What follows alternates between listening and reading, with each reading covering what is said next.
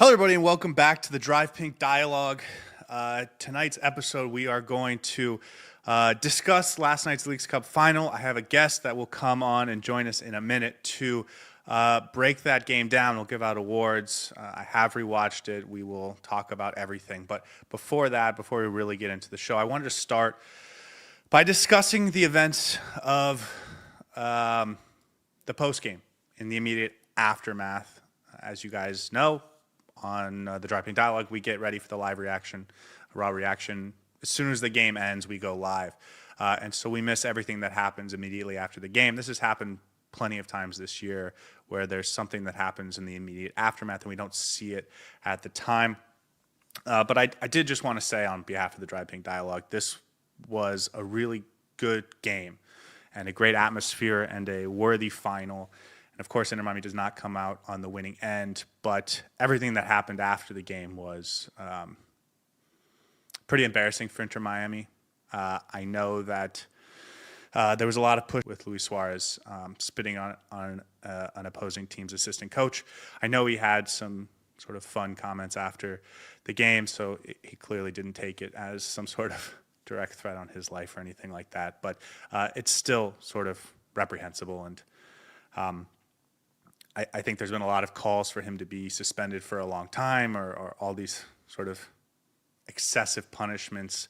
And I just want to say that I think the league will handle this appropriately in terms of how history, precedent, and the parameters of the Leagues Cup competition dictate it should be handled. And to my understanding, that probably means a 3-game suspension that will take place in next year's Leagues Cup.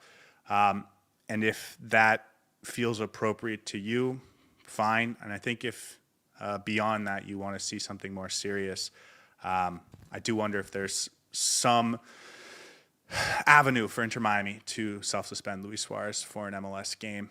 I don't know if that's possible within the parameters of the collective bargaining agreement with the Players Association within the MLS. But again, I just think it's just utterly reprehensible to be spitting on an opposition, anybody.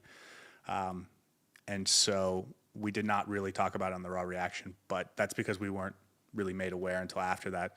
But it was truly awful, and I don't want anyone to think that just because we hadn't talked about it yesterday, that wasn't how we felt. Anyways, with that said, let's get to it.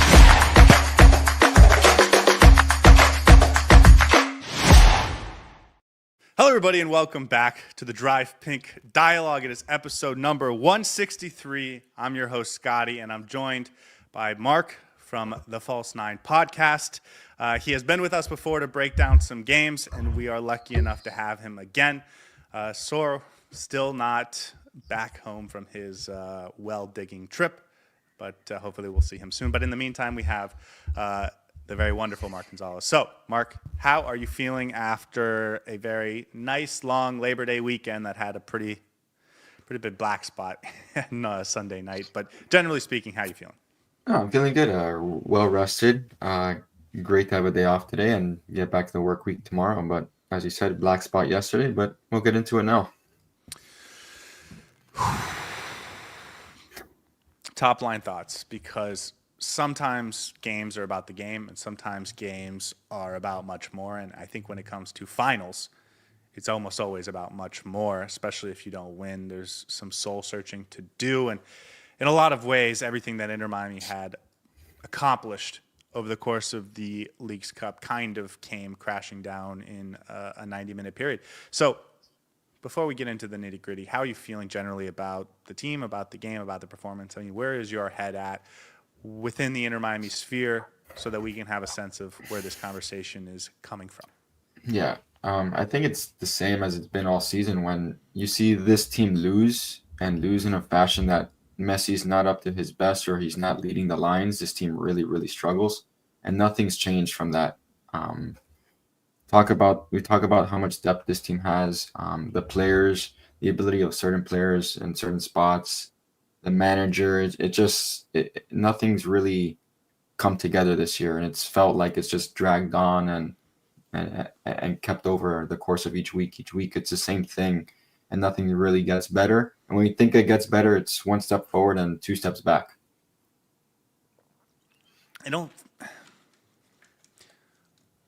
I think we've seen a lot of signs that this team is not clicking particularly well over the course of the season, and I think we always knew there was a chance it was going to come back to bite them in one of the most important games of the season, and I feel like that's exactly what happened. I want to have some positivity in this episode. Yeah. So before we get to the game, let's talk about Benja Cremaschi. Later this week, Sora and I will do an episode talking about everything that happened over the course of this summer with the transfer window and where this team goes from here and stuff like that. But I don't know if you'll be a part of that. So first off, Benja Cremaschi gets his big European destination trip to Parma. He's going to sort of a mid-table team in Serie A with a chance to really establish himself as a professional out in one of the top 5 leagues in Europe. This is something I think we all have seen coming for a couple of years now, but it finally happens. We did not get much notice. He gets his final game in Inter Miami. How are you feeling about Benja and his big move? A surprise that it caught me by surprise, to be honest, as you said. But he had a couple of weeks where he just wasn't playing up to his best. He had the comments with Mascherano. I think it was time for him to find a new spot for the next half of the year to finish off the season. Whether it was a big 6 league or big 5 league or somewhere in Portugal, somewhere in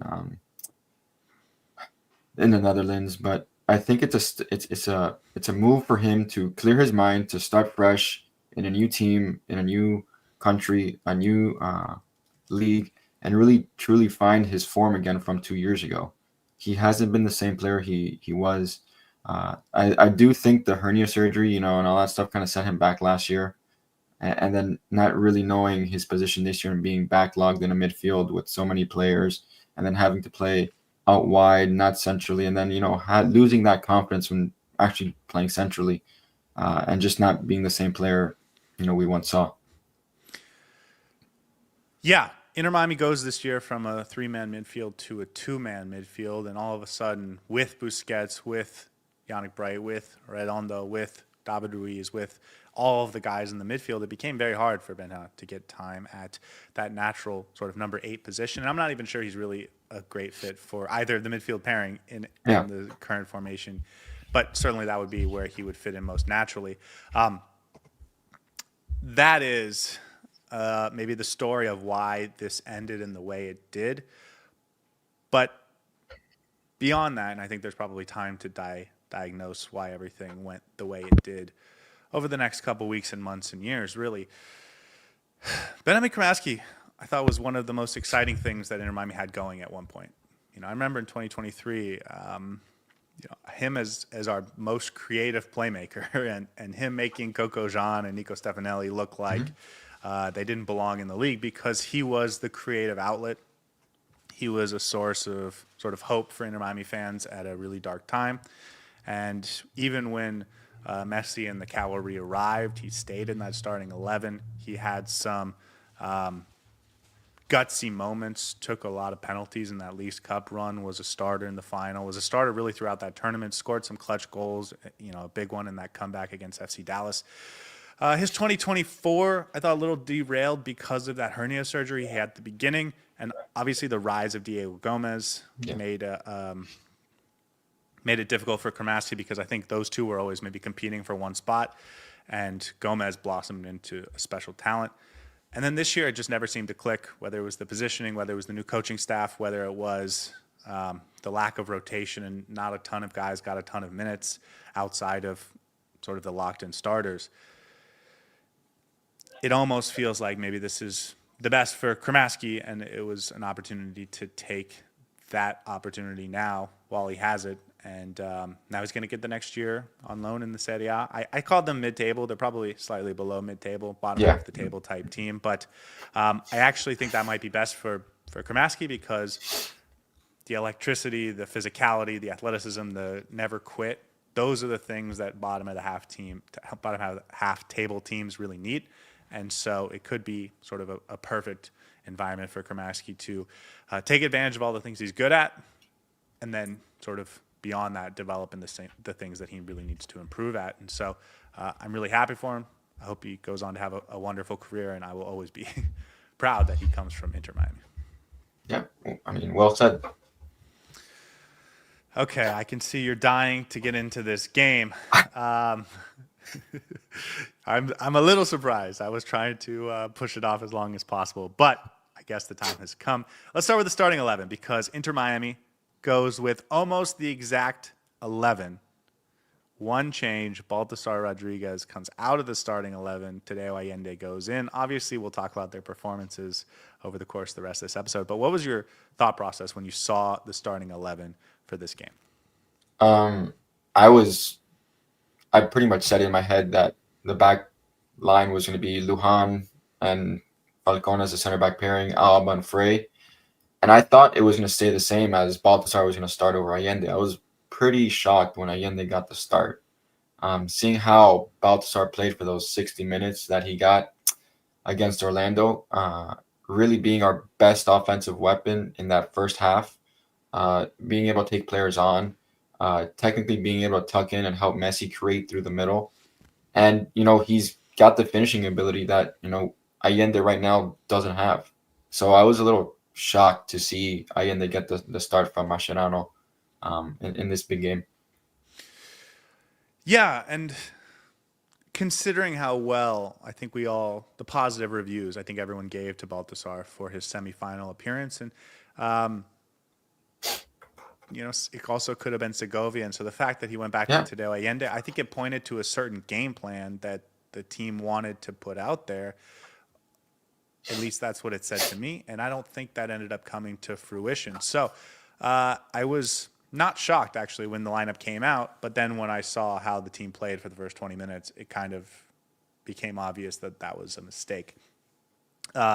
Getting into the game, Seattle comes out, and I thought for the first 20 minutes they were clearly the better team, but I didn't think this was totally unreasonable to expect. They were at home. It was a big crowd. Inter Miami had to make a long journey over there. It's on turf.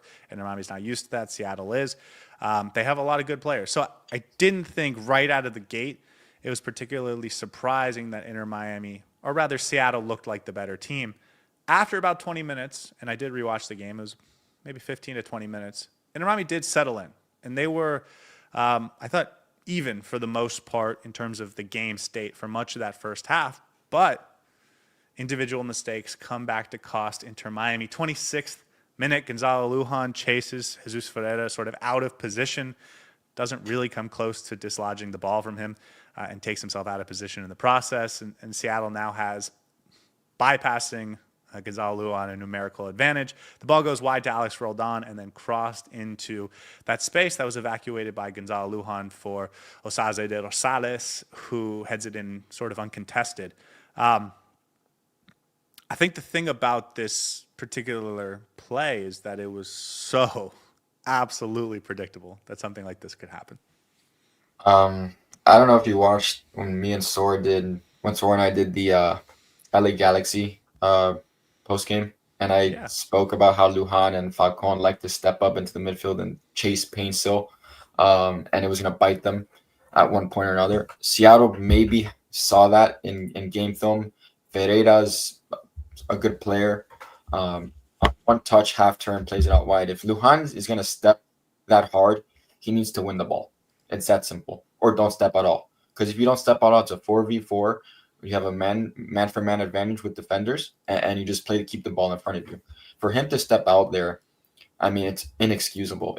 You're a professional soccer player in a final, and you're making amateur mistakes. These are mistakes that U12, U15s make. Maybe not even U15s. U12s make this mistake. It's just inexcusable. As a professional and someone who is constantly in the lineup, to constantly keep making the same mistake or a mistake, it's just not something that this team needed at that point. I think we lost Scotty for a second. Okay? You okay? Okay? You Everything's okay? Yes. Okay. Go ahead. I don't know. I was saying that Lujan doing that puts us at a disadvantage in that game where we cannot be at a disadvantage already when we're playing on the back foot. Mark, I'm not sure if you have some secret plan to take over the show, but whatever you just did worked excellently. No, I think Lujan absolutely had that play, the exact same mistake 30 times this season. And we have gotten beat for it 8 times, and it's not a surprise that we got beat for it again. And if you win this game 3-1, you kind of just overlook it as a moment of a player kind of making a mental mistake, but it doesn't really hurt you. But the thing about good teams and great coaches is that even when you win in sort of a dominant fashion, you still look at every little mistake and work on it to fix. And the fact that Lujan keeps making this mistake all season. You've mentioned Maxi Falcone does this as well. The thing is, Maxi Falcone sometimes actually does make a play at the ball, or he gets a foul, so at least it doesn't turn into something. It feels like Gonzalo Lujan never actually gets to the play. And so it blows my mind that this is still allowed to happen. And you know, maybe at the end of this episode we'll talk more about what the future holds for Inter Miami. But it's stunning how few players have actually gotten better this season with this coaching staff. And I know we don't normally classify Lujan as one of the young players who still has developmental growth, but that is a mental mistake that you can absolutely work on. And it feels like Inter Miami doesn't, even though it shows up on film all the time. So I really have no excuse for it. Yeah, I saw it, and as soon as he stepped up, I knew what was going to happen. Alex Rodon didn't even take a touch, right off his foot into the space. Yeah, and it was like, as long as Seattle doesn't mess up, it was going to be a goal. Yeah. Okay, that was really the only moment I highlighted in the first half. I thought a lot of the action came in the second half. It's a final. It's not surprising that teams are feeling each other out. I thought Inter Miami did settle in well. Never really looked like they were going to score in that first half, but they were at least, in the game from a game state perspective. They did control possession for much of the game. And then in the sort of emerging half chances, I thought Seattle closed down very well. There was a moment where Messi gets Rodrigo de Paul open, and Jackson Reagan makes a really nice sliding tackle. A couple moments where Obed Vargas has some recovery runs and tackles in and around the box that there was never a shot off. There was never a amazing save from the goalkeeper, but it was, as you're approaching dangerous areas, Seattle closed down really well, and I do want to give them credit for that. But really, the game happened in the second half. No changes at halftime for Inter Miami.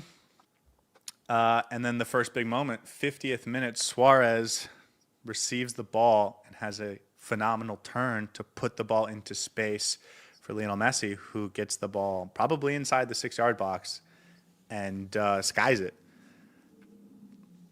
What'd you think? It wasn't for us. It wasn't meant for it. It wasn't meant for us to lift the trophy, because I don't know how many times I see Messi just pass that ball into the side of the goal, side netting, and he caught it right underneath on the outside of his foot and skied it. I mean, great turn, great play by Suárez.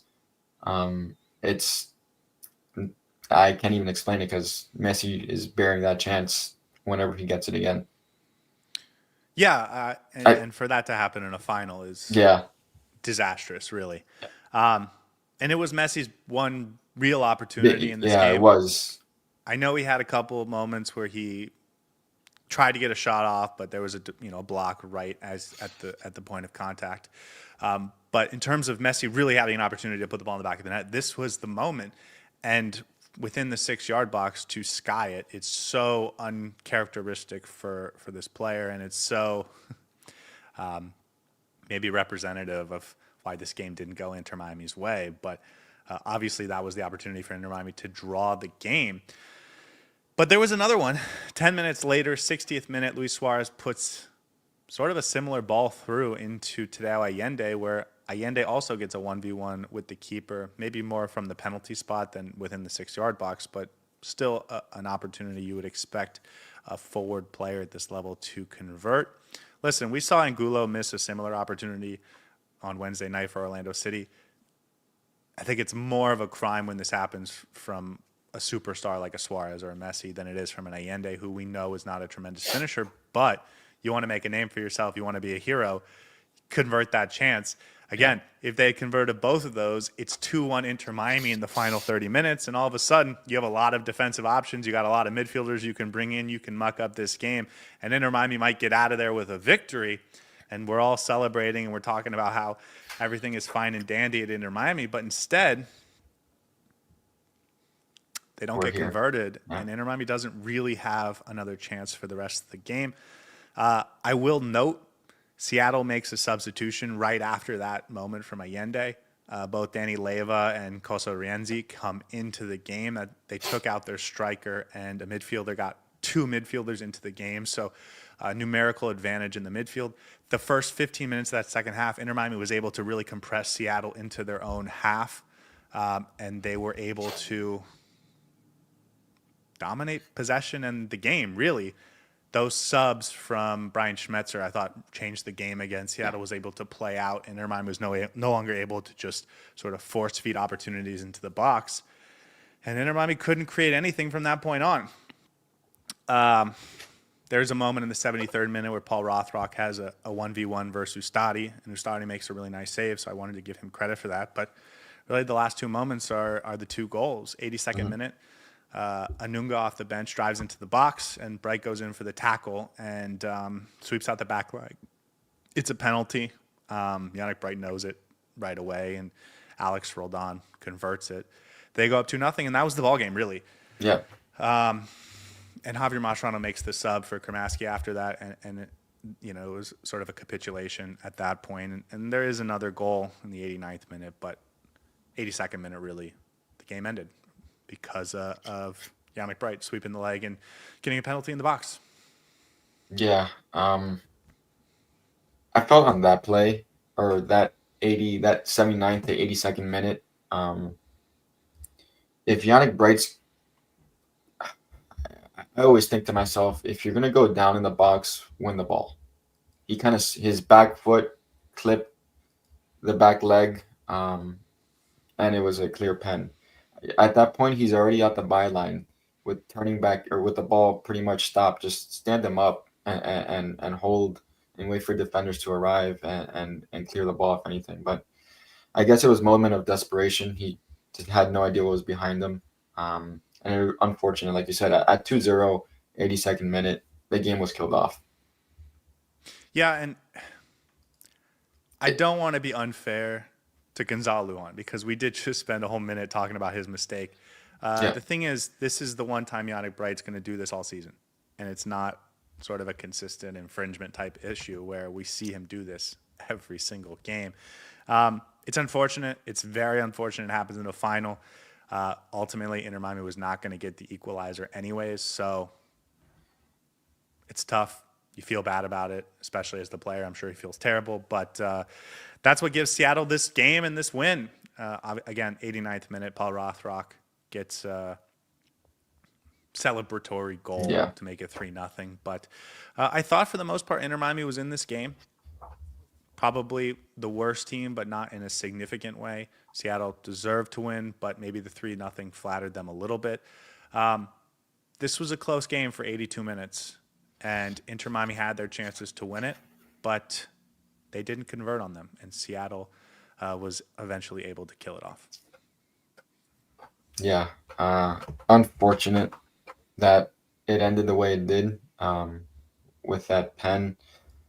I really thought, had we converted those two chances, the subs that we were going to see were no doubt in my mind where Aviles was going to come on. Noah Allen would have probably come on. So Mascherano at that point would have tried to kill the game off with a lot of defensive subs. But it wasn't meant for us. After those 2 point-blank chances, we're not even on frame. Didn't even hit the woodwork. So there's nothing you can do about it. A fantastic game. Great atmosphere.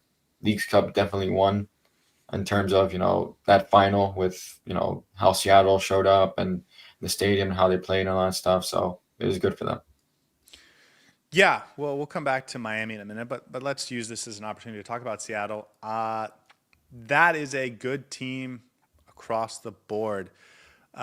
Someone mentioned in the chat that they were missing 3 of their best players. They were actually missing 6 of their best players. Ryan Kent, Paul Arriola, Jordan Morris and Daniel Musovski, none of them played. Albert Rusnak did not come off the bench, although he was available. And Stefan Frey, their longtime goalkeeper, wasn't playing in the Cup. So this is a team that did that to Inter Miami without 6 of their most talented players, including, I believe, 2 of their 3 DPs. And so, yeah, kudos to them, credit to them for their performance. And ultimately, I thought they provided a great atmosphere. I liked the Paul Rothrock Messi jersey swap. I thought that was like a fun, cool thing to do as a team. And so I wanted to give them credit for that. And they came in and delivered a final worthy performance. I thought their center backs were excellent. In fact, their entire back line I thought was excellent. Yeah. So what did you think of Seattle? I thought they were, a great team. They put on a fantastic performance. They narrowed down their game plan. They executed to what they wanted it to be. They took the game to us as it should be. They're playing at home. They have all this Messi mania, all that stuff coming to your field, and you want to show up, and that's what they did. Their back line was stout, did not break, did not bend, did not do anything. Their midfield too, their duo of Roldan and Vargas were great. Yeah. Jesus Ferreira operating as a false 9, as a 10 was fantastic behind Osaze. And their wingers, they played a great game. So overall, a great team performance by the Sounders, and it was a well-deserved victory by them. Yeah, I want to be a little hesitant to give their offense too much credit. Again, scored 3 goals and deserved it, but the defense and that midfield, I thought, played like title-worthy ball. We didn't really ask Andrew Thomas, their goalkeeper, to do very much in this game. Again, our 2 big chances we couldn't put on frame. But the midfield, how they slowed down both Suárez and Messi, I thought was exceptionally impressive, especially Obed Vargas, but Christian Rodon also. Not only were they where they needed to be, and not only did they have sort of the decision-making down pat, but that low center of gravity and physicality and athleticism they brought to it made it very difficult for Inter Miami's players to dribble around them. And that is, of course, the bread and butter of guys like Lionel Messi. So I thought they were phenomenal. That center back pairing was, whenever there was a glimmer of space, they closed down exceptionally quickly. And then the fullbacks both played really well. Reed Baker-Whiting, who is not, he's sort of a Swiss Army knife, but was tasked with playing left back after the Nuhu red card in the semifinal. Thought he played incredibly well. And then Alex Roldan offensively gets the assist, gets the penalty. I don't know. He may have been their man of the match for Seattle fans. So that back 6, I thought, was they won them this game. I agree. And that, like you said, Roldan and Vargas, not only just staying centrally, but pushing out wide to make recovery runs, win the ball and carry it forward and give it off to their offensive players. Really covering the spaces, making it compact, making it tough for Inter Miami to break down at times. And then their back 4 was just, they were a wall back there. And like you said, Andrew Thomas was not tested. And he had a clean game, clean sheet. In a final is all you can ask for from a defensive, back line and goalkeeper. Yeah, and even though I thought there was some okay performances from our back line, nothing like what they got from Seattle, which was everywhere and anywhere they needed to be. A lot more desperation defending from what Inter Miami did, and obviously that's not a way to lock games down. And that happens, especially in the second half when you're getting desperate and you have to take off a center back. But even in the first half, they did not have the level of organization. They did not have the level of awareness and intelligence to be where they needed to be, and Inter Miami suffered because of it. Someone in the chat mentioning that Jesus Ferreira had a shot off the post. That is true. They had another moment where Paul Rothrock he's sort of within the 6-yard box. Maxi Falcone tries to clear it, and he kicks it off Rothrock. Kind of bounces a yard wide. That was another, I don't want to call it an opportunity, but moment where Seattle could have put the game away. So Seattle had a couple more chances than what we went over, but ultimately they were the better team. They had a great environment, and they played like it was a final, and they won because of it. Yeah, I agree. Anything else on Seattle? Or are you ready to break down this disaster of an Inter Miami team? You want to break it down? I'm ready. Okay, well, let's start with the lineup, because of course we've already mentioned it. The big talking point was Tadeo Allende. Looked like a 4-4-2. We have done it a ton over the last couple games, or last 6 months really. It's almost been everything we've done this season. Tadeo Allende's role has been to let us sit back and play more conservatively and then hit on the counter. And by doing that, he creates space for guys like Messi and Suárez to operate underneath. And in this game, Inter Miami played much more on the front foot, gave no space in behind for Tadeo Allende to actually have an impact with his vertical runs. And ultimately, we did not have enough control in the midfield to be able to sustain not just possession, but positive and threatening possession, and not enough weapons up front to create dangerous situations for Inter Miami. So I don't think there's any way to say it. Forget the performance from Tadeo Allende. It was the wrong decision to start him based on the game plan. Yeah. If you're going to sit back, or if you're not going to give space for him to run behind and play that ball, which gets, completed or gets accurately passed him maybe 1 out of every 5 times, and you're not going to give him that space to run in behind and just play compact in the middle, it doesn't make sense to bring him on. He doesn't have the best technical ability, the best touch to play in the midfield. He's a vertical player. In this game, you needed Baltasar and Segovia. You needed numbers in the midfield to play with Messi, to play with De Paul, to play with Suárez and Busquets, to create numerical advantages going forward, because we weren't getting anything wide either way. So if they're going to force us to play through the middle and compact us and funnel us through the middle channel, through the middle third of the pitch, you need someone who has a technical ability to play that way. Allende does not have that. Yeah, and again, Inter Miami had a ton of possession, but that allowed Seattle to sit back, which meant that Allende's one really ultra positive trait, even when he's having a bad game, is sort of nullified right out of the gate. So at halftime, I thought he had to come out. This is a final. You're losing 1-0, and he's not providing much of anything for you. You have multiple options to go with in Baltasar Rodriguez or Talasco Segovia. And Mascherano chose to do neither. We'll come back to the substitutions. But by doing that, I don't really know what he was trying to tell his team to do. Inter Miami does come out and in the second half has a little bit more ball-dominant possession in Seattle's half. But that's because Seattle kind of allowed them to do that.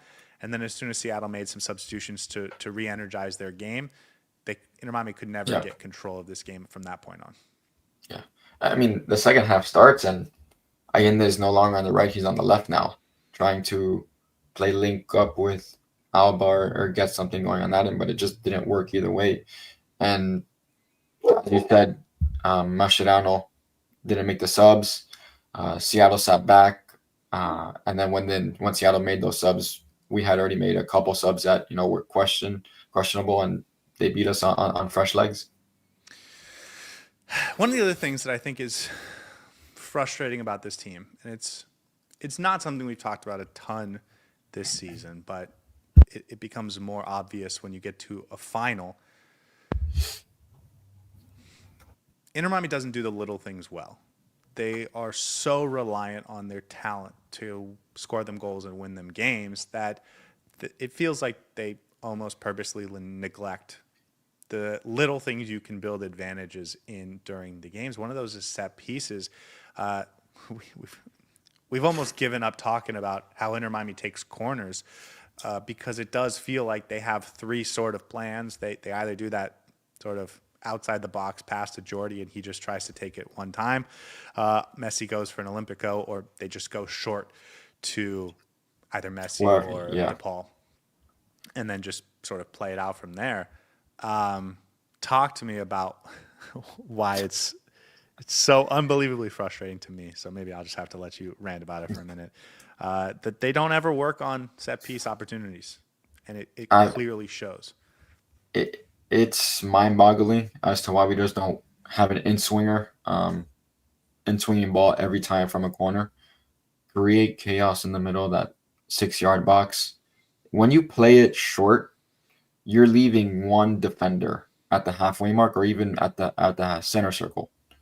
If you mess that up, it's a counter. Either it's a counter going the other way. It's happened multiple times. I've seen it, and half the time the ball whipped in from that short corner is terrible, or the ball is out of bounds on the byline run by Messi or Alba. It rarely works. So why we keep doing it, I don't know. We're just wasting an opportunity to try and score a goal. You whip it in, and it's an in-swinging ball. Anything can happen. Own goal, Well, deflected, anything. and the thing is, we see it in the finals, and Mhm. maybe this is the most frustrating thing. Inter Miami in the Club World Cup, they started putting the ball in because they know they have a better chance of creating offense that way. They do it. They did it several times yesterday against Seattle. They do it in the biggest games of the season. But the problem is because they're not focusing on it, they're not trying to improve on it all year. They seemingly neglect it. I mean, I'm sure they run it in practice, but it's clearly not a focus of the team. They don't get good at it. So when you really could use it in a final, you've got nothing.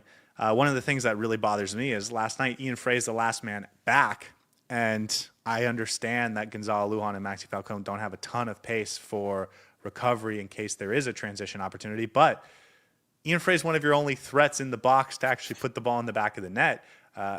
It's just so disappointing that this team doesn't try and maximize your efforts. And of course, you think, okay, well, Lujan and Maxi Falcone aren't athletic enough to cover, but then maybe they shouldn't be the two center back pairings if they're disrupting your ability to have effective set piece opportunities, especially in a game on the road in a final where that could be a really important factor. So it's not that they didn't convert a corner for a goal yesterday. It's the fact that they never even really take serious attempts at it, and they don't get good at it, so that when they do try and pull something out of a hat on set pieces in big games, it's just a whimper, and they don't actually create anything useful.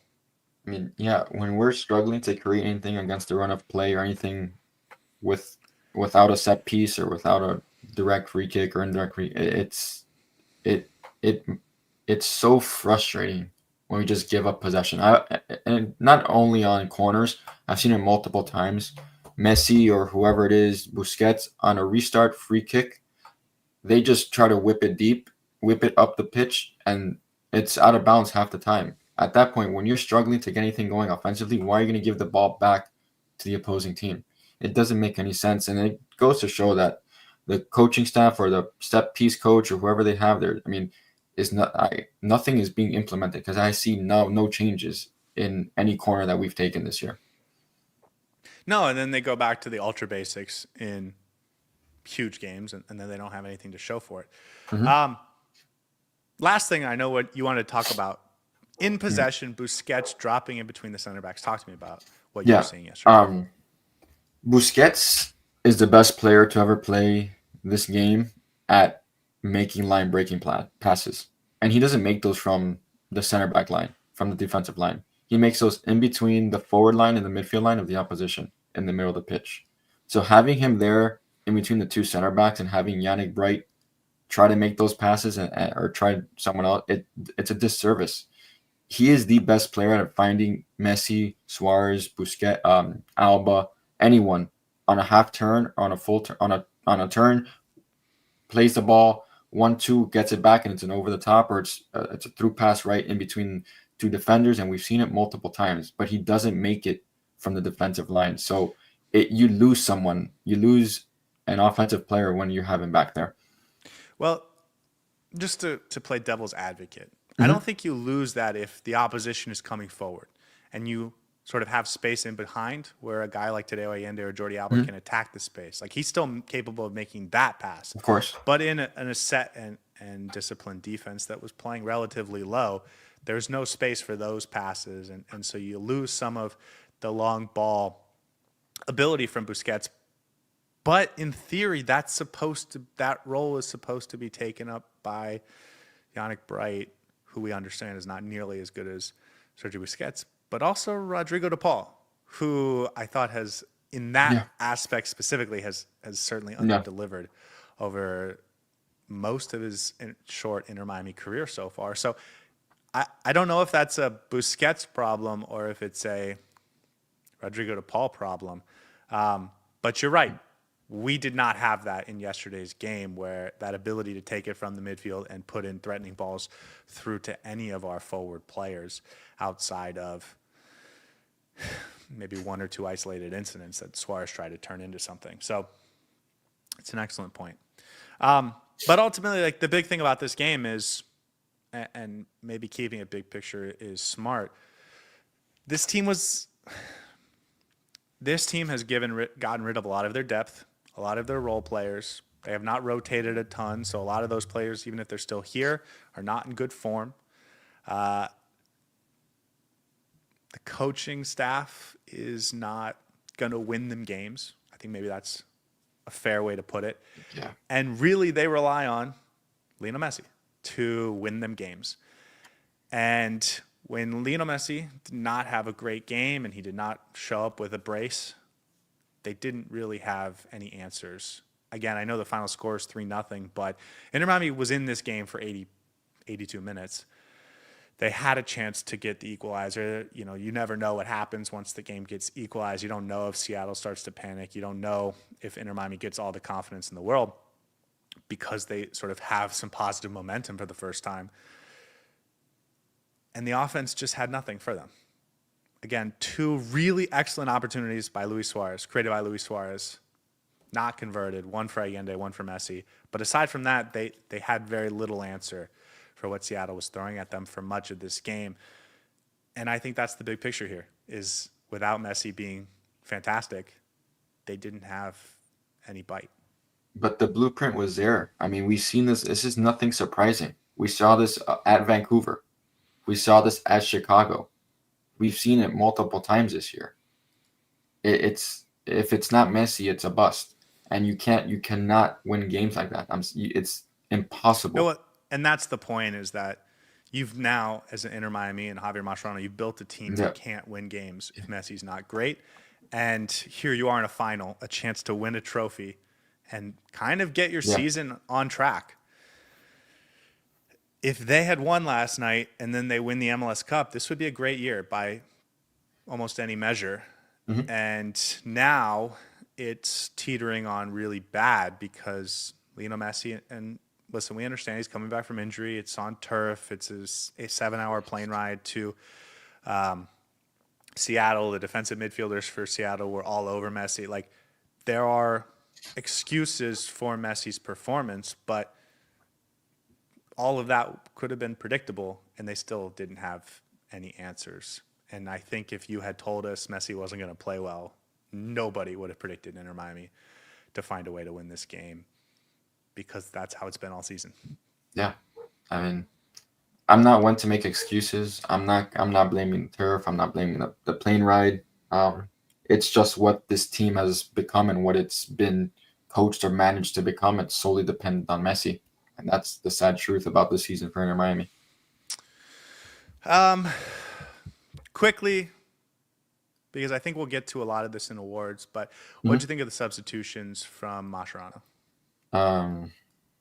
Bringing out Frey, and then, Fafa came on. Here's the first one. It's, I believe, 57th minute. Gonzalo Lujan comes off. Telasco Segovia goes on. So you take off a center back. You put on Telasco Segovia. This is what he did in the second half against Orlando City. The second substitution, Ian Frey, I believe 73rd minute, comes out at right back. Tadeo Allende kind of moves to that side of the field, but you bring on Fafa Picault, who plays more as kind of like a striker. And then the last one, which is Cremaschi, which we will talk about later. That one doesn't really mean anything to me, because it was a capitulation at that point. Javier Mascherano knew he wasn't going to find a way to win this game, and Cremaschi coming on for his last game in Inter Miami, I'm totally fine with that. Maybe the real thing is that we only used 3 subs. Baltasar did not come into this game. Noah Allen, again, when you're pushing numbers forward, having a pacier defensive player back could have been a very nice piece. And maybe it would have prevented that second goal. Maybe it would have prevented that third goal. He's not on the field. You can make the same case for Toto Aviles. I don't know what you think. I think if I were Mascherano in that moment, I'm going to a 3-back, bringing on Noah Allen, taking off Lujan, shifting Frey to the center back, Falcon as a center back, and Noah Allen as a center back, and moving Jordi Alba all the way up. You take out Allende, you bring in Baltasar or Segovia, and you create numerical advantages on the wing and then interplay through the middle and create runs behind their back line. But if you were going to go all in, you needed to have Segovia, Baltasar, and, bring another defender with pace to counteract a counterattack, to limit a counterattack, excuse me. Yeah, I Because think you put Busquets back there, and what's that going to? He's going to get beat. it's desperation. It's putting numbers forward, and I think even if you pair, listen, we'll have a conversation on Mascherano. He's a young coach, and there's a lot of things I don't necessarily love about Mascherano, but it's not a surprise to me that he didn't nail every single decision in a final or that he got outcoached. I thought it was a little too early to go all out and take a defender out for a midfielder or an attacking player, but I appreciate him not waiting too long. So I don't want to kill him for that. I think there was room to put in a pacier defender. So you take out Lujan, take out Maxi Falcone too, and put in Noah Allen, put in Toto Avila, so you have more recovery speed next to Busquets. I think that is a decision that could have made a lot of sense. I didn't think the Fafa Picault decision made a ton of sense when Baltasar is available to you. Fafa and Suárez. Suárez was your best player in offense in that second half, and obviously we know Fafa and Suárez don't have a great chemistry. Let's put it that way. So maybe Baltasar is a better option at that point. Again, we've had this conversation many times. You got to play Fafa if you want to keep him in good form, and they don't. So he's not going to be good for you in the dying moments when you need him in a final because you haven't given him game time over the course of the season to keep him confident and ready. And then, again, the last one is fine. But I just think it's weird not having Baltasar come onto this game, and I think there was room to put in a pacier defensive player to help you in those transition opportunities. I agree. The one with Fafa playing as a second striker, we saw it against DC. Doesn't work, especially even with Suárez. Like you said, Mascherano's a young coach. He's made mistakes. He's going to continue to make mistakes. He's been outcoached. Will continue to be outcoached at times. It's just what the season's been. The subs, one could have been made at halftime. I'm sure of that. Yeah, I think Allende should have come off at halftime. Yeah, you needed it. Yeah, I agree 100%. So, and if you're gonna go defender for attacker, I think you should have gone defender for defender and pushed someone up the field. So that's my takes on the sub. Yeah.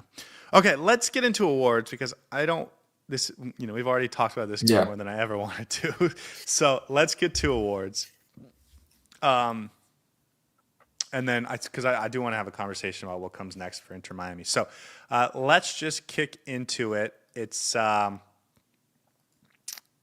6 awards on every show for those that haven't listened before. Heron in the match, Heron that flew north, and 2 individual awards each because I am so mean, Mark. I'm going to force you to pick who was the best player in this Leagues Cup final against Seattle.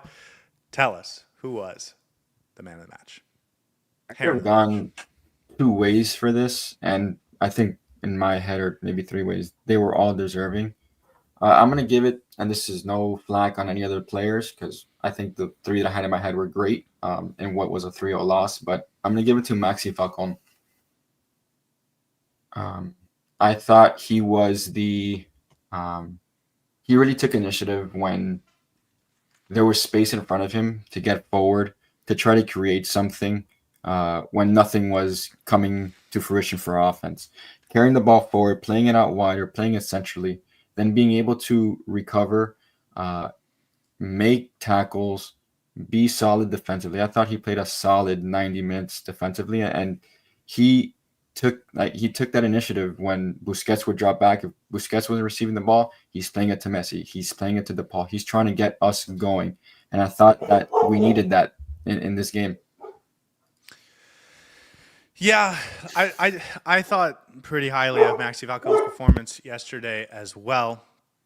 But then I rewatched the game. He was good. He was above average. He was solid. He had some moments where I Yeah. thought he needed to do better. Uh, and maybe that was more apparent to me on the rewatch. That said, I don't think anyone had a good game. I think the guys I felt most highly of during the game were Yannick Bright, and he obviously had the penalty that killed it off. I thought Oscar Stardi had a nice game. He had a mistake or two that I thought left Inter Miami exposed. And then the same thing with Maxi Falcone. So Oh, I don't think there's a good answer to this. I think Maxi Falcone is a fine choice, and I'm glad you had to be the one to make that decision and that I get the easy one. yeah. How are you feeling about Maxi Falcone while we have you? You know, he started off strong. Um, when I felt in that partnership with Noah Allen, hit a rough patch. Uh, Played a great game against LA Galaxy. Had that mistake against Orlando. Kind of being caught out of space. Excuse me, not being caught out of space and that deflection and stuff like that. Couldn't clear the ball. I think he's solid, man. I think with a good. I think in the back of his head, he's so worried about covering for Lujan at times that he gets kind of lost in the game and doesn't really know where the defensive line is or where the threat is. So if he's paired with Allen when he has been, he's been pretty good. Um, yeah, okay. I don't know. That's how I feel about him. I don't have anything That's against fine. him. No, you are encouraged to have your own opinion. Okay, let's get to the heron that flew north. For those that haven't watched the show and don't know, Florida herons do not fly south for the winter. They don't fly anywhere for the winter. They don't fly north either. So if you catch one flying north, you're catching one doing the wrong thing. And in that aspect, who was doing the wrong thing for Inter Miami in this game? And I think the answer has to be Lionel Messi. This team is going to go where Lionel Messi takes them, and he didn't take them to a final yesterday. And I don't think he was the worst player for Inter Miami, not even close. But you have a higher expectation when you're the greatest player in the world. And I know 7-hour flight. I know turf field. I know somewhat injured. I know or coming back from an injury. I know that they hyper focus on him, and the two guys most responsible for him played an excellent game. And I know they really tried to take Messi out of the game. But ultimately, you're the star player, and you didn't play like a star. And you did have your opportunity, clear opportunity, to change the entire nature of the game, and you didn't take it.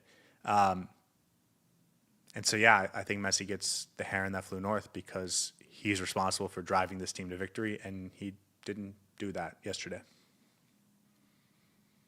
I mean, it's a fair assessment to make. As you said, he's the one that drives his team forward. Unfortunately, he missed that shot to tie the game, and it wasn't his best game. There have been multiple times that he hasn't shown up or hasn't had the best of games. So it's fair to call out or to analyze a player of this magnitude when it's such an important game and he's the best player to grace us. He didn't live up to the expectation that we needed to watch, so that we needed to win. So I don't have a problem with it. Ash says, upon second watch, did Messi occupying several defenders open up space for other players? It did, and those players were Yannick Bright, Rodrigo de Paul, and Tadeo Allende. And we will talk about the performances of some of those guys coming up. But first, let's get to your first award, Mark, because listen, you want Messi to be fantastic every game, and he wasn't in this game. I normally wouldn't even think much about it, except for the fact that it's a final. And as the star player, as the highest paid player in the league, as the best player in the world, you are going to be, I think, rightfully criticized for not showing up in that moment. So Messi gets the heron that flew north, but I don't think we need to dwell on it too No. much longer. Mark, what is your first award? My first award is the Double Take Award. The Double Take Award. The Double Take Award goes to... Oh, there's so many players this could go to. The double take award goes to the player because you looked at them and you were like, that's not good. And then you had a double take because you looked at who they were and you thought, I should be getting much more out of you. And that's Rodrigo de Paul. Boom, nailed it. No, but kind of sort of on the right track. It was Oscar Ustadi gets this. Oh, okay. That doesn't sound like I was So on the right track at all. I mean, you were in there. You were in the ballpark, I would say. I was when that breakaway came and I saw what was gonna happen, I was like, oh no. I looked away for a second, I saw the save, I thought it was Drake Callender, but it was Oscar Ustadi. So, I give credit to Ustadi for standing up, making that save, making me do a double take, and really keeping us. He kept us in the game. They could have killed off the game right then and there. I'll give him credit when credit is due. He had a fine game. He had maybe one or two mistakes, but that save brought me back to what a good shot stopper and a goalkeeper standing on his line or coming off his line, making a big save and keeping his team in the game, especially in a final. Yeah, that moment, 73rd minute, it's a ball over the top, and it's Paul Rothrock versus Sergio Busquets one-on-one, and it wasn't really much of a competition. Soon it became Ustadi versus Rothrock, and Ustadi makes the save. And, I think maybe he would have been my man in the match. Him and Falcone were sort of two best players, so I think that's fair. I don't want to have the Drake Calendar conversation. No, of course. No. I will just say, I thought he's maybe the only player, maybe one of two or three players that can kind of come out of this game with their head held high because he was good and he stood up when the team needed him to. Yeah. It was a one-on-one save that I've seen many times, and he made it. Okay, my first award is the Heartbeat Award. The heartbeat. Mm-hmm. He's the heartbeat of the team. He was a heartbeat of the game, the heartbeat on the pitch. You love Yannick Bright as much as I do. Yannick Bright gets the Heartbeat Award. This is unfair for you because you haven't been around for all of our awards. But I give the Heartbeat Award to anyone who does something special for Inter Miami, whether it's a big accomplishment or a debut or a milestone or something like that. And this was the last game of Benja Cremaschi's Inter Miami career in all likelihood. And so I wanted to recognize him. He does get on the pitch, and I wanted to give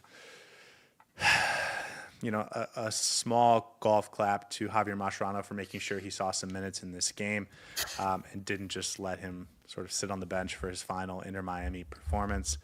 I don't know if this was his best season.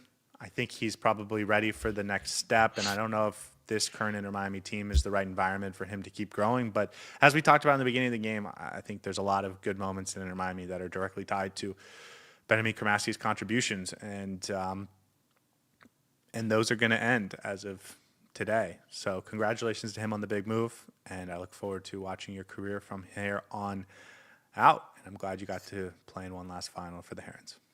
Yeah. If you weren't going to give him an award, I had one ready just in case. It was the Bella Ciao Award, which means goodbye, beautiful in Italy, in Italian. So that's what I had for him. I hope he does tremendous things. I hope he's able to find his form, find his confidence, and really find the joy in the game that we once saw in him 2 years ago. So I really wish to see him do well. Yeah. Okay. What is your second and final award? My second and final award is the Check Engine Light Award. The Check Engine Light. Well, this certainly goes to someone who had a poor performance. I feel like this could go to either Sergio Busquets, Jordi Alba, or Rodrigo de Paul because you expected better from all three of them, and they didn't really deliver in a final. Eeny, meeny, miny, mo. I'm going with Rodrigo de Paul. Yep. For the Check Engine Light Award. You are right on that one. Just hasn't been that engine, that full horsepower engine that we saw at Atletico. And with Argentina on the back foot, he looks a step slower, not really advancing the ball into the final third, which he was maybe top 5 and top 3 in La Liga, and passes into the final third, advancing the ball to the final third, creating chances from the midfield. So if this team is going to go far, and I'm sure we'll talk about this towards the end, Rodrigo de Paul needs to pick up his game, and he needs to check the engine light out. What's the deal with him? He was, I mean, the things we saw on tape and the way people talked about him, and I admit I never watched Atletico Madrid or Argentina on a regular basis, but he was supposed to have a never-ending engine, right? A El motorcito. motorcito. Yeah. And we saw, I think, in the first game, or his first maybe two or three games, some real quality that I think has been absent since then. The engine, I don't think, has ever been there. The defensive presence, I think, has gotten worse every game. And the offensive talent, it feels like it's been missing. So what's going on with this guy? So with De Paul, a lot of people, when Messi was out for that game in the Leagues Cup, those two games, everyone expects Messi or De Paul to take on the offensive output and play as a 10. De Paul's not a 10. He's not someone who is a playmaker. He's going to make a tackle. He's going to win the ball back, advance, and give it off. That's his game. He's not a wide player. He's a central player. That's who he's been his entire career. That's who he was. That's at his best. That's when he was with Atletico playing centrally, allowing the ball to float to him, recover it, and then he passes off to Griezmann, passes off to any of those players. What do you think is happening now? I don't know. He's passing it to Messi, but I just don't see anything. I don't see the defensive bite. I don't see anything that he had. Because here's the thing. We all season played a 4-4-2.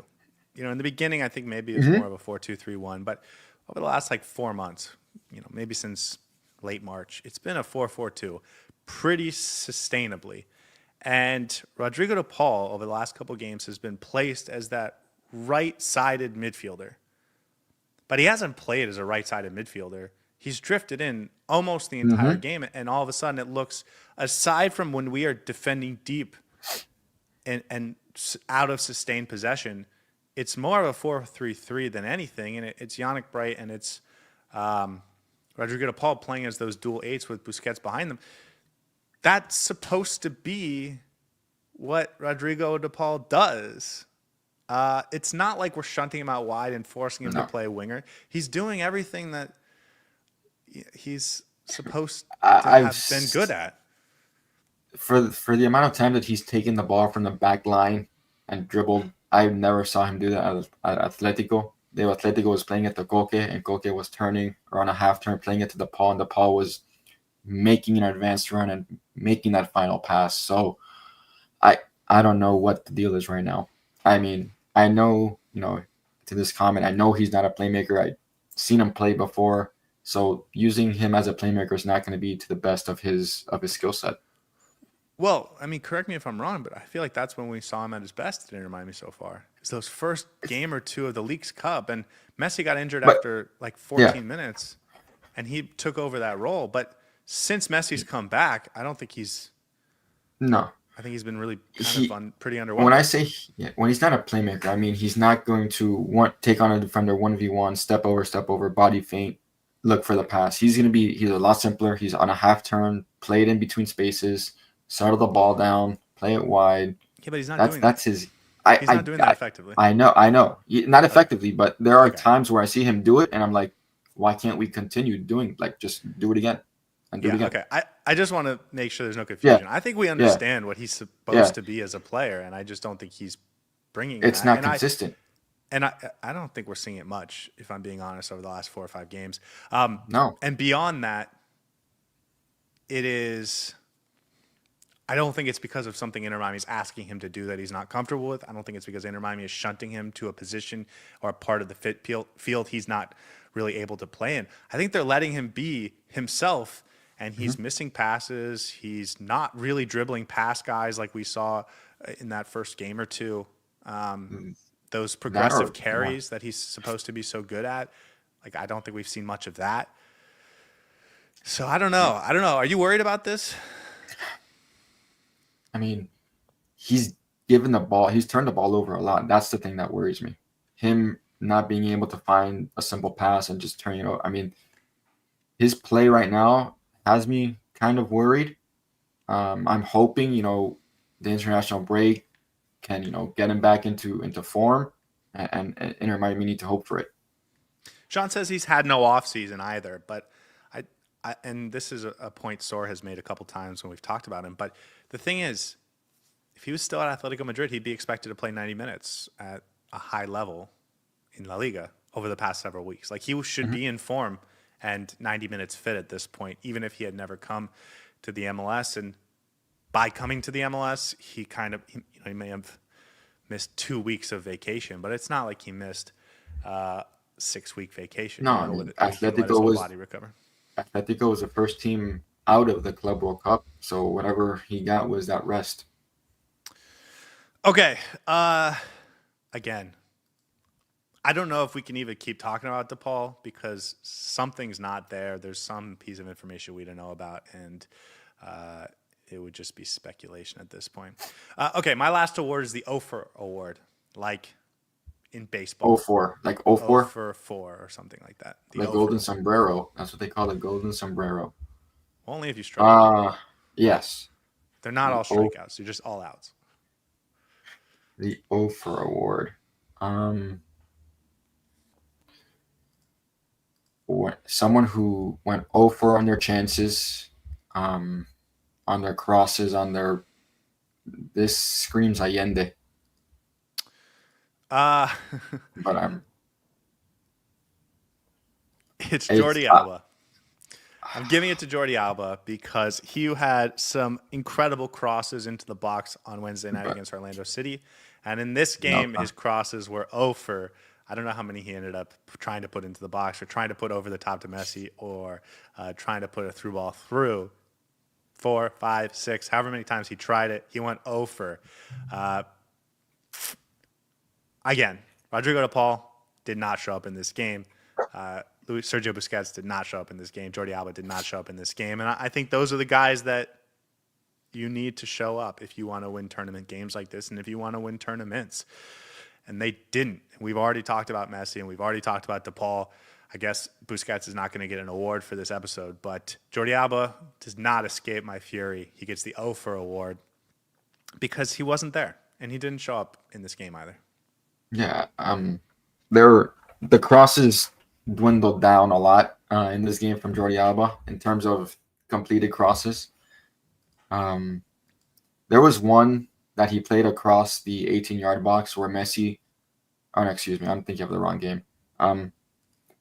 But no, Jordi Alba, if it wasn't a whipped-in cross, he was playing it back and he couldn't get anything going forward. Just not the game that we needed him to have in a final. In a game where Messi played pedestrian-like, and we needed all hands on deck, and we didn't get that.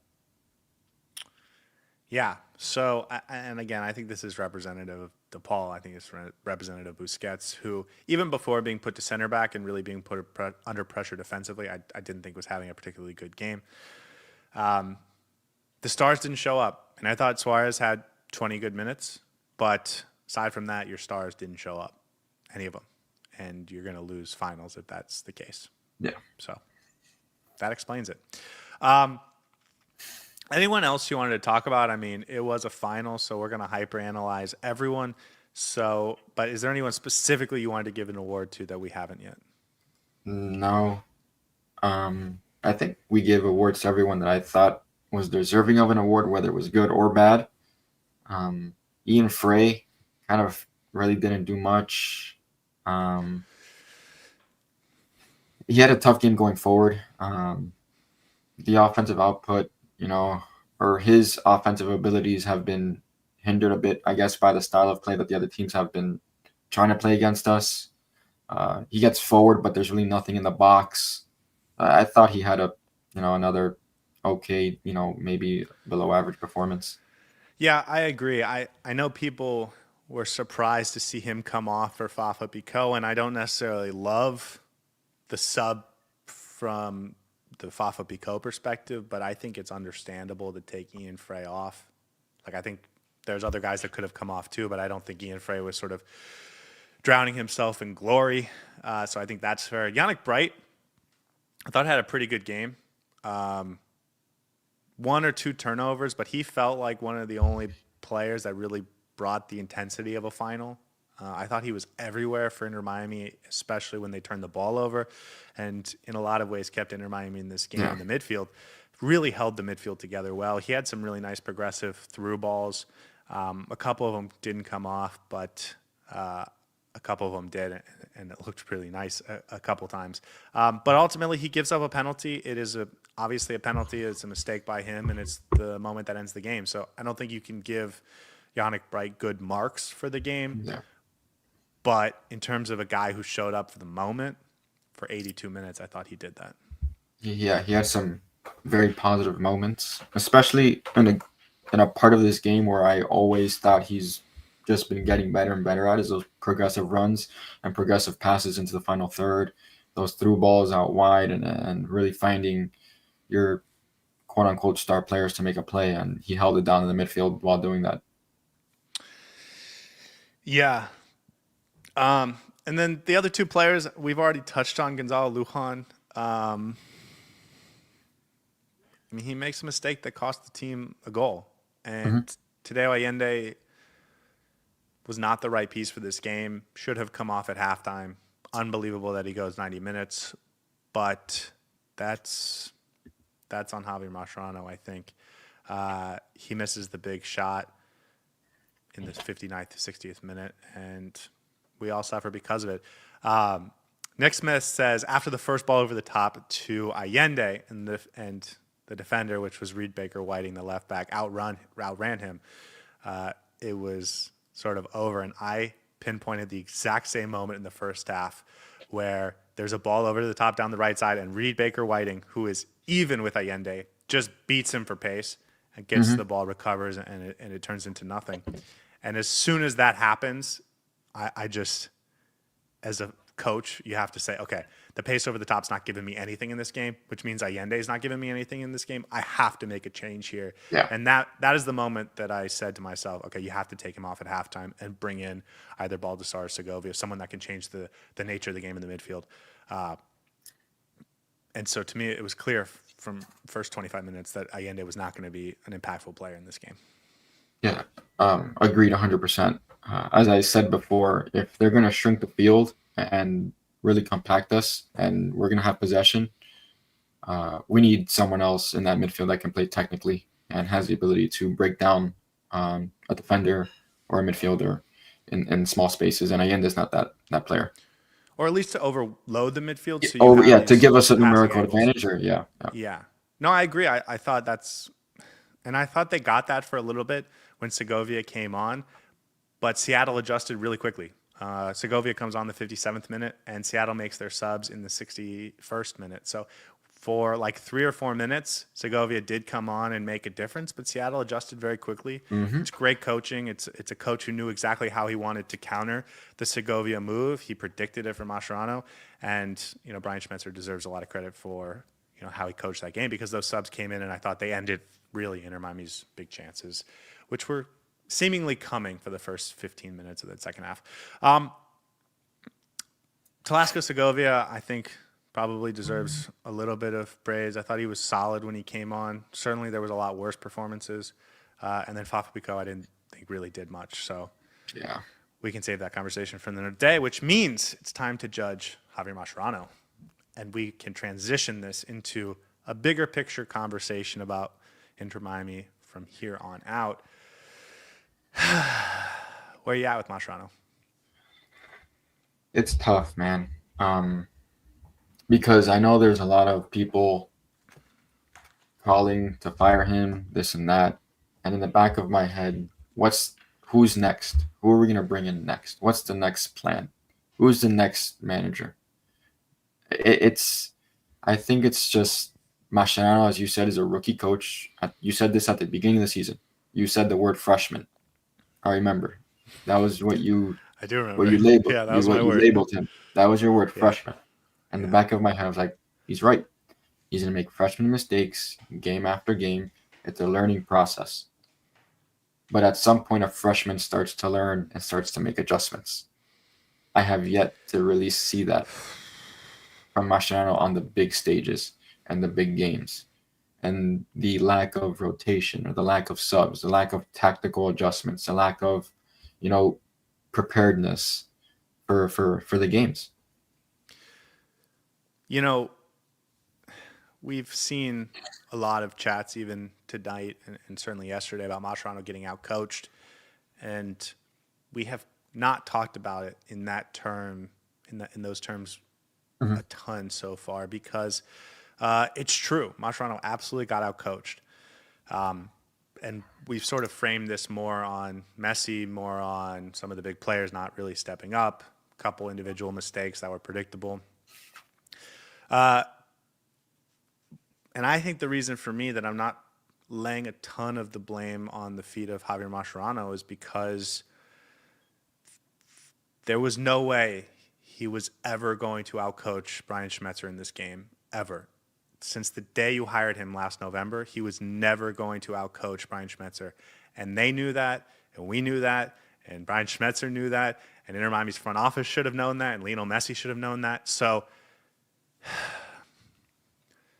if you want to frame this as Javier Mascherano lost the team the game, I don't think that's necessarily wrong. But then the real responsibility doesn't lie with Javier Mascherano. It lies with the people that decided Javier Mascherano should be the person for this moment. And the decision-making that led to that decision is probably what's wrong with almost everything in this organization right now. I don't know how deep we really want to go tonight. I don't know. Maybe it's appropriate.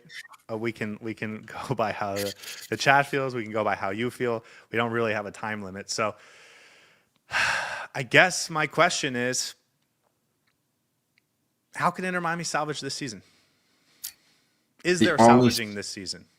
The only way this team salvages the season if they lift the MLS Cup. That is the only saving grace for this season. And I've said it. I've been firm on that since the start of the season. I believe the winning your league should be one of your top priorities after the debacle you had against Atlanta last year in the playoffs. You need to have a proper showing in the playoffs. You need to win the MLS Cup. It's as simple as that. I mean, and I say it from, the bottom of my heart. They need to win it. That's the only way you salvage the season. How Mascherano salvages the season, how he goes about it, I don't know. If there's someone on his bench needs to, lend him an ear, give him advice. There needs to be communication, which I don't think there is. What we see on the field every Saturday, every Wednesday, it's kind of the same thing, and it just gets dull and boring. And teams already know what the blueprint is, and we'll beat the bad teams. The good teams are gonna do what Seattle did to us. Sorry, there's a chat that distracted me because it was something I was thinking about earlier today. But Natalia says what really burns is that the Seattle coach, what they got out of Paul Rothrock, and look what he's been able to do. And he's honestly not that phenomenal. That came from great coaching. Inter Miami has a player that's exactly like Paul Rothrock on this team, and it's Fafa Picault. And he is the player that is supposed to come in and outwork and out-hustle and be in the right position through sheer work ethic and effort, and create plays that help change games. And I think about how Seattle uses a kid like Paul Rothrock, who's a kid out of their academy who almost didn't make it. And we have this big fancy MLS free agent signing, and we barely use him. We barely give him an opportunity to impact games. And now he looks terrible. But the truth is, that's exactly what Fafa Picault is supposed to be for Inter Miami. A guy who just makes it very difficult to play against because he's just going to outwork you, out-hustle you, out-effort you at every moment. And it's just a reminder of sort of the lack of proper rotation and the poor planning that went into building this team. But, I was thinking about that earlier, so it got me off. Watching the game, I thought Robert Taylor would have been a nice piece to have in this game. He would have been. Someone who work ethic, someone who's got the skill set to play in a big game like this, has done it before. It's just frustrating. You're right. It's about the MLS Cup and nothing else. If Inter Miami can't win the MLS Cup, it is not just a failure, but a total failure of the season. They are technically still in the Supporters' Shield race, but they have to play 2 games a week for the rest of the season, starting in 2 weeks when the international break is over. And they will really struggle, I think, with the lack of depth. I will remind everyone that since this team was assembled, they lost Robert Taylor, Julian Gressel, Drake Callender, Federico Redondo, Benja Cremaschi now, David Martinez, Leo Alfonso. Like they've lost like 8 guys, and they've really only added Rodrigo de Paul, and then hopefully this Silvetti kid can come in and make a difference. But their depth is gone. They don't have a lot of trust on the back end of that bench from the coaching staff. We don't rotate a lot. And even if we are able to stay healthy, it's going to be very difficult to get back into the Supporters Shield race, which means it is MLS Cup or bust. And I guess I'll leave it to you. How are you feeling about Inter Miami's chances of doing that? I've doubled down on this on my own podcast, saying that we were going to win MLS Cup. I drank the Kool-Aid. I drank the Gatorade, so I'm not backing down from it. You need to figure out how to properly set up the perfect back line, figure out what offensive game plan you really want to have, and put those players on the pitch. And that comes from Mascherano. You need to analyze this entire roster, top to bottom, and put the best 11 on the pitch. Do I have faith that he's going to do that? Probably not. But that's what needs to be done. And then you need Messi and your superstars to play like superstars. Nazar says they're not going anywhere if they don't let Barcelona go. And I don't know if that's a typo for Mascherano or if it's some sort of Barcelona sort of mix, but I kind of like it. No, I think if you're trusting Mascherano to get you to the finals, that's a fool's errand, man. No, I think it's Lionel Messi or bust. I'm trusting the players, Messi, Busquets, Alba, more Messi than anyone to get to the final. And whoever else is around them, they gotta figure it out.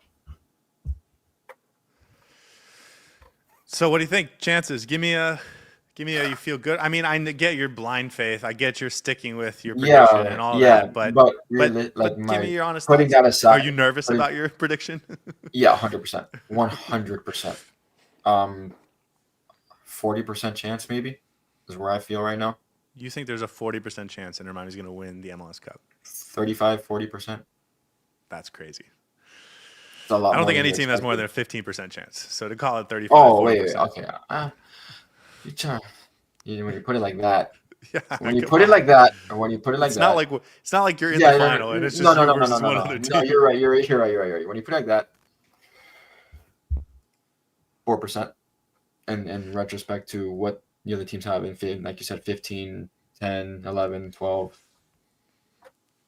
Yeah, and one of the things maybe this tournament showed us is that if they're at home, you'd feel a lot better than if they're on the road, right? We played one road game in this tournament and we lost 3-0.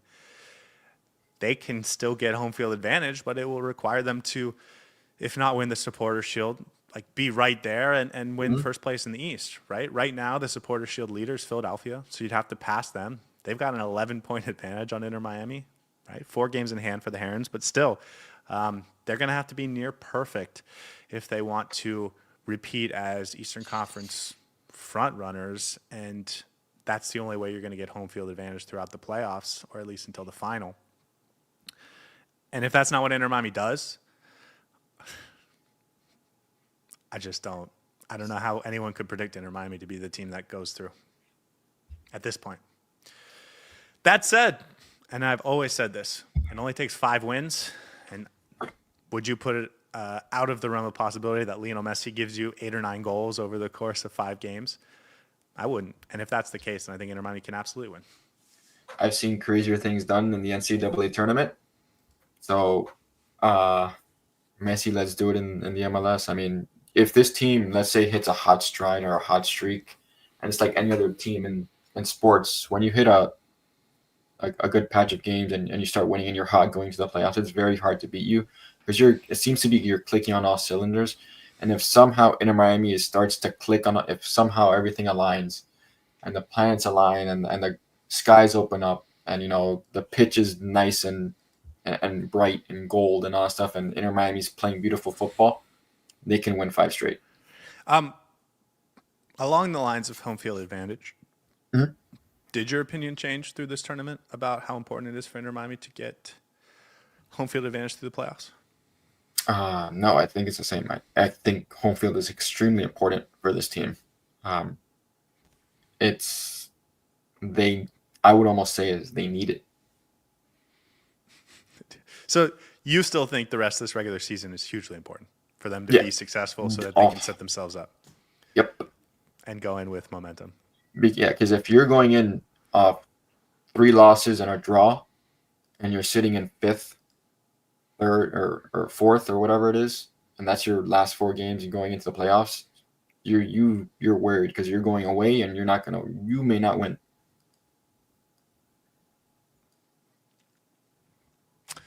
Doesn't feel great to be in this situation. I will admit it. Mm-hmm. I know a lot of people are calling for Mascherano's head today. That's not going to happen. They're going to give him the rest of the season, not just because he's Messi's friend, but I also don't think the club wants to be in the habit of firing a coach before he's even had one full season. So they're going to give him the rest of the season, and I think that means that Lionel Messi is our best hope to win a trophy. Yeah, yeah. What it is. Good times, fun conversation. I always think it's best to talk it out and not hold it in and let it explode within you. So, Mark, on that note, thank you so much for joining me today. Do you have any final thoughts about this game, about this season? I know you'll be back over the course of the next couple of weeks, but until then, any final thoughts? I have no final thoughts on the game, but as for the season, if a team needs, if I've ever seen a team need a shakeup or a turnaround and quickly, it's this team right now. They have the international break. They don't play again for 2 weeks, I believe. So, wait, when You the know what 13th? the spark was supposed to be Rodrigo de Paul, right? And Yeah, it doesn't feel like I it's know, turning that way. Maybe he finds a spark with Argentina. Maybe something clicks. I don't know. Um, I'm just hopeful at this point that things change for the better. Is Rodrigo de Paul on the Argentina roster? He made the trip today or yesterday. He arrived today. You know, it's interesting. I was looking at all the internationals last week, and I did not even think about Rodrigo de Paul being one. But yeah, he is, and that makes sense. Okay, guys, we're going to end it there. Thank you so much for joining us, as always, and a special shout out to you, Mark, for willingly giving us an hour and a half of your time to talk about that monstrosity of a Leagues Cup final. But I always kind of enjoy the misery of talking about Inter Miami when it's bad, and makes talking about the joy of when it's good so much sweeter. Guys, we will be back sometime this week. Sora and I will have to sort of figure out what works best for him, but we'll do a midweek episode in the next couple days. Until then, I hope you all have a lovely week. Until next time, from the Dry Pink Dialogue, have a lovely day. Hey everybody, thanks for tuning in. Do us a favor and hit that like and subscribe button. Since our first viewer, sharing this with you all has been the very best part. So from the beginning until the end, thank you for being a part of this and have a wonderful day.